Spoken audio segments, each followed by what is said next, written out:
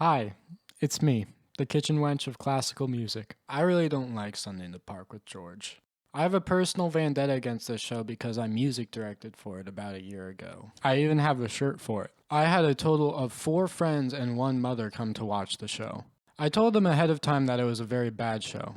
However, they all said, "No, we don't care. We just want to come and support you." They all walked away regretting their decision, not just of seeing the musical, but also of being my friends and my mother. All of them hated it. One of them had an existential crisis during the song that George's mother sings. One of them devolved into a several day long blind rage, in which she reached the conclusion that musical theater as an art medium was invalid. I've heard a lot of people claim that Sunday in the Park with George was their favorite musical, but I'm pretty sure they're lying. So I'm gonna try to express exactly why I don't like the show in a very objective way, not just because I don't like the music and I'm not a Sondheim fan in general. Part 1. No one really likes the music of Sunday in the Park with George. I hear a lot of people say that they like the music of Sunday in the Park with George, but I think it's because they have very low standards. Because here's the thing, when you're in the audience watching the musical, you kind of don't have a choice whether or not you want to listen to the music. You have to listen to the music, you're there watching the show. But I don't think anyone listens to the music outside of the show. If you're a funny little freak like me, then you listen to songs from musicals pretty regularly. The Phantom of the Opera is fun to listen to. Hamilton is fun to listen to. Rent rocks. You're never having a bad time listening to Rent. But I don't think anyone's ever said, you know what I really want to listen to right now? Color and Light from Sunday in the Park with George. The dog song from Sunday in the Park with George. In fact, I was at a party with a theater company that put on the show that I music directed for. There were a lot of people there who claimed that they like Jesus. There are a lot of people there who claim that they like the music. But they put on Sunday at that party, and when drunk college students heard Sunday at a party, things got violent. So the thing is, even if you enjoy listening to the music while you're watching the show, that doesn't necessarily make it a good soundtrack. I personally think the music has to have a life outside of the show in order for it to be considered really good.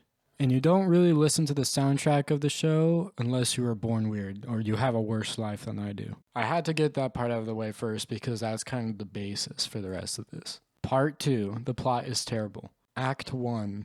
The plot to the show is basically that George Surratt impregnates his very young and fertile girlfriend, Dot. Why is your girlfriend named Dot? That's the stupidest shit I've ever heard. It's because he paints with the dots. Speaking of names, isn't it a little strange that the pro shot of the show was filmed at the Booth Theater? I don't know. To me, that would be like if in 1964 Ford came out with a new convertible Harvey Oswald. George then immediately decides he needs to lock in and finish his painting, so he just totally ignores her. Because she feels neglected, she starts hooking up with some baker named Louis. Then she gives birth to the kid and they fuck off to America. We are then supposed to feel good when this deadbeat dad finishes his painting and becomes one of the most celebrated artists of all time. The thing is about this story is none of it is true. Of course, you can have musicals that aren't totally historically accurate. No musical is really historically accurate, so I don't really care that much. The weird part is, why then would you choose George Seurat in that particular painting? Sondheim loves to say that every part of a show has to serve a distinct purpose. This note played into Sondheim's overall main critique: the importance of ensuring everything in the story had a clear reason for being there. Sondheim's reasoning basically boiled down to the painting would look cool on the stage. And it does look cool, but why not choose like any other artist, or why not make up your own artist? Because the thing is all the cool things about the painting that are portrayed in the musical didn't really happen, so they're kind of invalid. And plus it's just really weird and kind of disrespectful, I think, to take this artist that we don't know a lot about and make him just the biggest asshole. Like, what if I make Sunday in the Park with Pablo Picasso?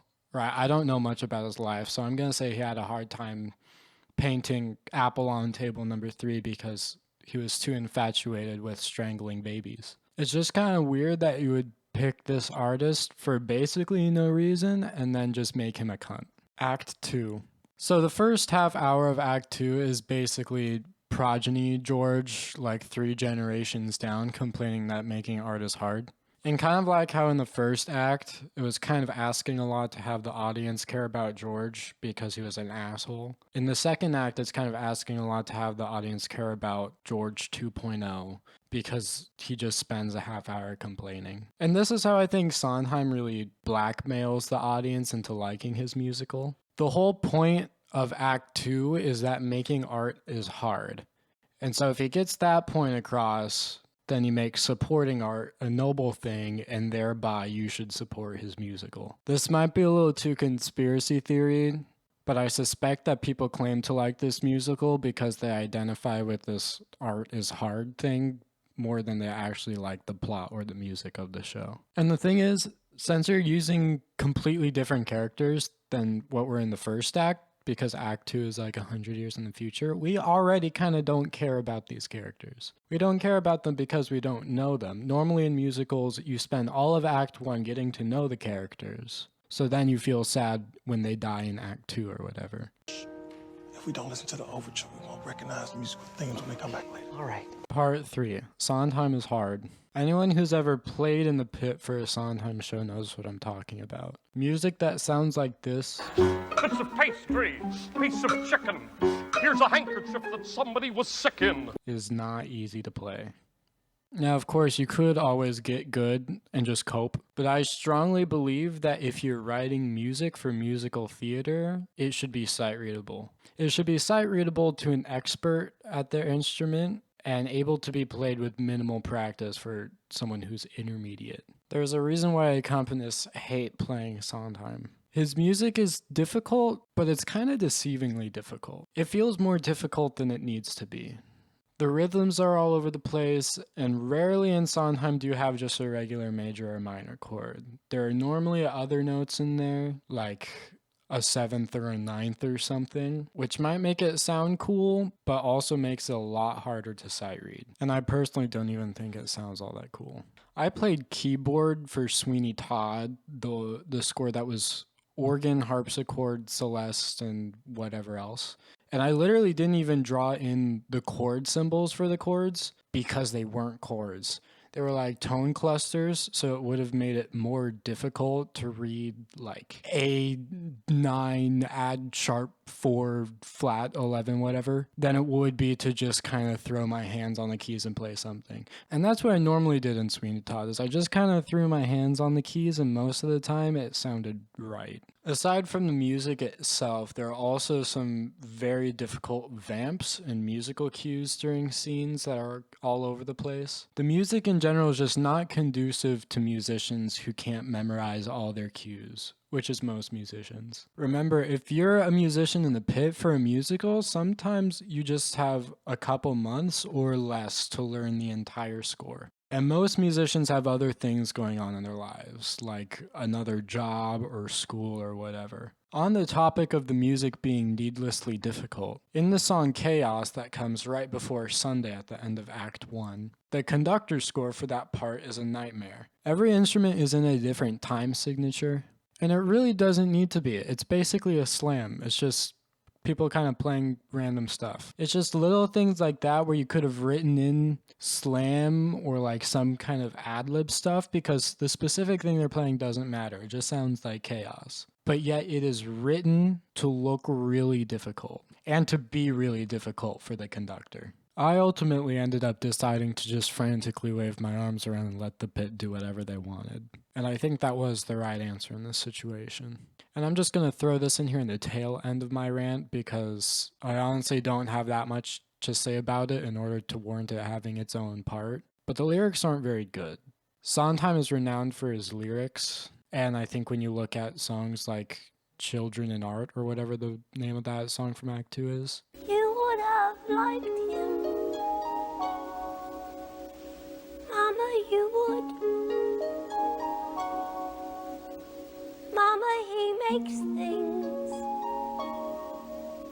Mama, they're good. It's really bad. And I guess that kind of encapsulates my whole grievance with this show and of Sondheim's shows in general, is that he's renowned as one of the most influential figures in musical theater, but no part of it is really good. You'd expect with Sondheim's reputation that his shows would just knock you out of the park and be life-changing, like some musicals are, but most of his work just leaves me totally cold.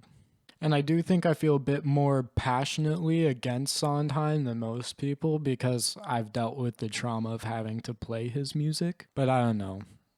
If I'm wrong about everything, cry about it in the comments and I'll fight you. Very few things piss me off so bad that I can rant about it for 10 minutes and still probably have more to say if I really wanted to. But Sunday in the Park with George is one of them. I've seen Love Never Dies, I've seen By Jeeves, I've seen all of the bad Broadway shows. This one is by far the worst. But I think that's about all that's worth saying. So thank you and break legs.